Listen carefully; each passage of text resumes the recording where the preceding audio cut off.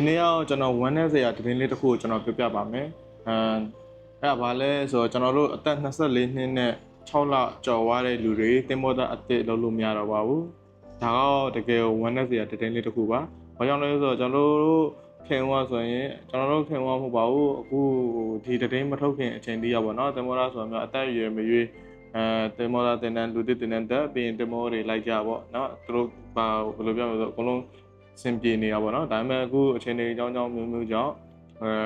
ဒီလိုမျိုးအသက်အကန့်အသတ်လေးတစ်ခုကိုလောက်လိုက်တယ်ပေါ့လူငယ်တွေအတွက်ကတော့ကိစ္စသိမရှိပေမဲ့ကျွန်တော်တို့အသက်25နှစ်ကျော်တဲ့လူတွေရောတချို့ကျတော့တင်မောလိုက်ဖို့ပတ်စံစုနေတဲ့လူတွေရှိတယ်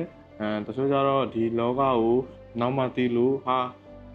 ဒီစိတ်ဝင်စားရပေါ့နော်ကျွန်တော်စီမံလိုက်ကိုစိတ်ဝင်စားတော့အခုမှဝင်မယ်ဆိုတဲ့လူတွေကအသက်26 29ဖြစ်နေတွားပြီပေါ့နော်ကျွန်တော်တို့တင်မောတာလုပ်လို့မရတော့ဘူးပေါ့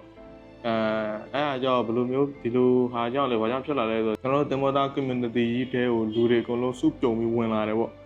ဝင်လာတော့ဘာဖြစ်သွားလဲဆိုတော့ဒီမှာလက်ရှိတင်မောတာဥယျာဉ်နဲ့တကယ်အလုပ်လုပ်ဖို့တွားတဲ့တင်မောတာဥယျာဉ်တွေကမညီမျှတော့ဘူးပေါ့နော်အဲ့ဒီမှာအလုပ်ကန်တွေရှားပါလာတယ်ပို့ပြီးတော့ခက်ခဲလာရပေါ့နော်ဒီလောကကြီးကအဲ့တော့ပြီးတော့ဒီ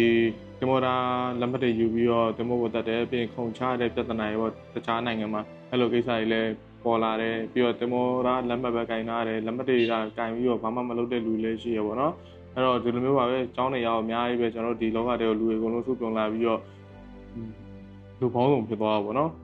အသက်25နှစ်အထက်လူတွေရောနစ်နာပါတယ်ဘာလို့တင်မောလုပ်ချင်ငါတက်က25နှစ်ကျော်သွားပြီငါတင်မောတာတင်းတန်းတက်လို့မရတော့ဘူးအဲ့လိုမျိုးဖြစ်သွားတာပေါ့နော်အရင်က